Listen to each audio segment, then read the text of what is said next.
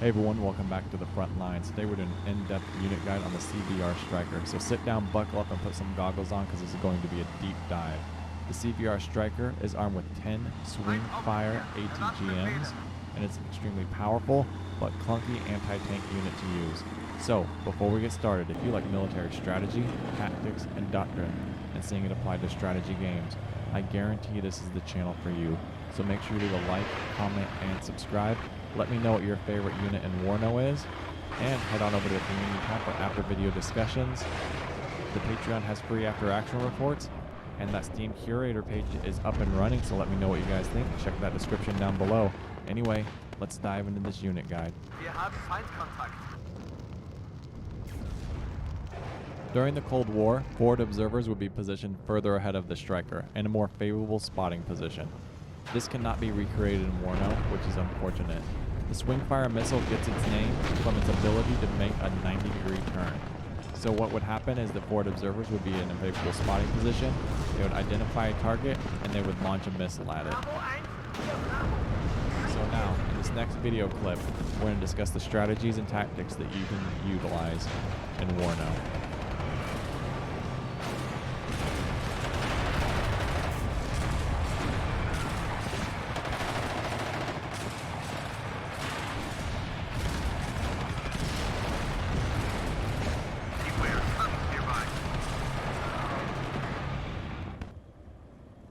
The CVR Striker has a maximum range of 2,600 meters. It's also a static weapon system, so you can see me moving it in conjunction with the Leopard tank. This is because my CVR Striker cannot fire a missile and shoot. While its aim time is only 1 second, it is extremely vulnerable to counterattack or any offensive maneuvers.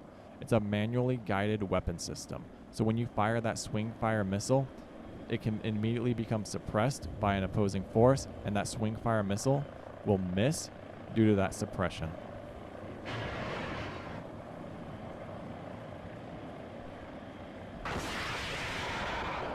Since we're at the Striker's maximum range, we need to discuss its accuracy. It has a maximum accuracy of 56% depending on your unit's veterancy. However, if it's a poorly trained unit, it has a minimum accuracy of 41%. This means it's basically the flip of a coin whether or not your swingfire missile is going to hit.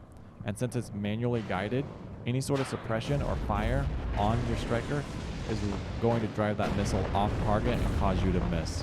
So it's important to keep this unit in a combined arms operation and kind of out of the battle, because any sort of fire is going to cause that missile to miss.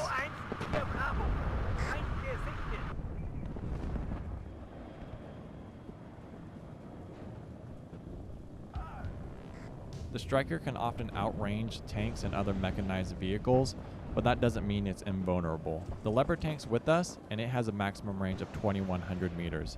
So it's realistically maybe just barely out of striking distance of any sort of enemy tank. So it obviously needs to be used in a combined arms operation, which is going to require a lot of micro. And this is why I consider this weapon system to be quite cumbersome and finicky to use. It's not very mobile, it needs to be stationary when it fires, but it's also not that far out of enemy engagement range. So you need to micro this unit a lot and approach tanks on its flank.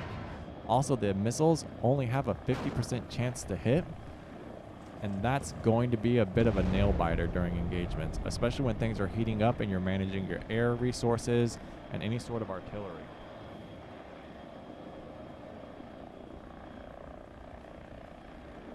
Copy, right up. Get in formation.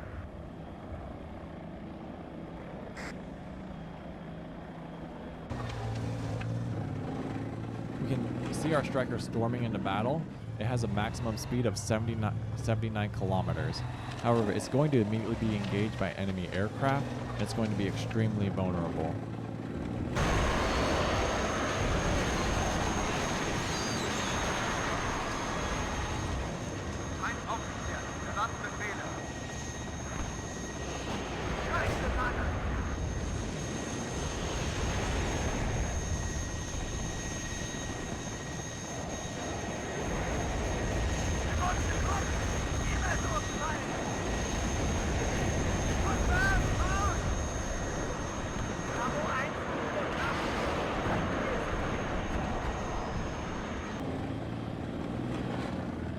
While the Striker is quite fast, as you can see, its hatch is going to be open when it's going to engage targets. That hatch is immediately going to drop once it disengages or begins retreating. So we put a few rounds downrange, hitting a few enemy tanks and basically destroying another armored column. But as you can see, it immediately came to a stop before it started engaging the units. Something that any new player needs to understand is this vehicle is not extremely mobile when engaging targets. So it always needs to approach vehicles on its flank or from a covered and concealed position.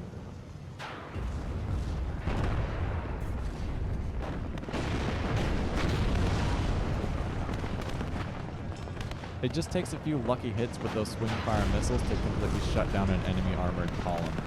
While the tanks do intend to return fire to us and drive some of our missiles off target, they do still hit occasionally with that 50-50 chance, and that shuts down any sort of enemy offensive. You do not want to be within engagement range of any enemy vehicles because they are going to extremely reduce your accuracy and cause suppression on your unit.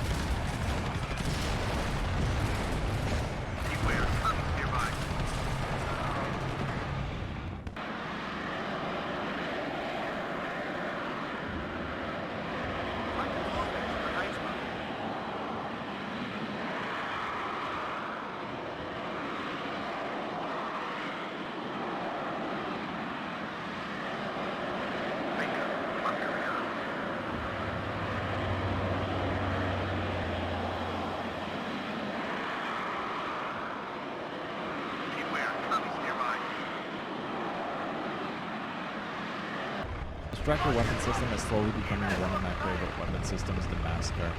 It does a lot of damage. Those missiles can easily penetrate enemy armor, and they have a shaped charge. It's something that's unique from the Cold War and adds a lot of flavor to Warno. And it's also challenging to use. I always like using vehicles that are a bit more challenging or that have certain quirks with them. So let me know if you have any recommendations down in the comments below.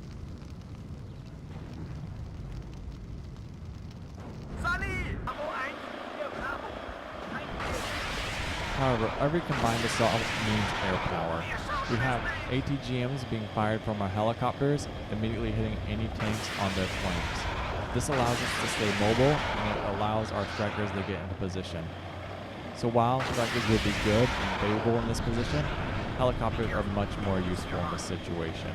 We have no Leopard tanks to engage any enemy tanks, and our infantry have been destroyed by artillery. So we need to utilize other resources and allow our Strikers to get into position.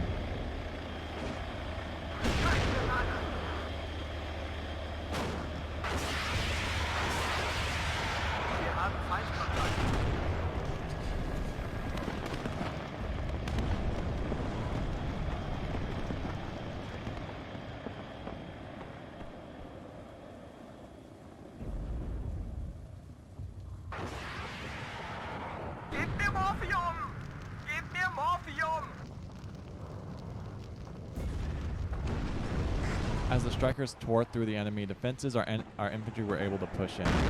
Utilizing the Striker to its maximum effectiveness, utilizing it at its maximum effective range of 2,600 meters, and understanding its on-target time and how to approach targets, definitely made this battle a lot easier than I thought it would be. We were extremely oppressive on the enemy forces, and eventually we pinned them in their objective, and we were able to call in tons and tons of artillery from multi-rocket launch systems. Alright guys, that's the video. I'm going to let it play out, but if you have any comments or suggestions, let me know down in the comments below. Other than that, have a wonderful day. Peace out. Let me know if you want to see more videos like this.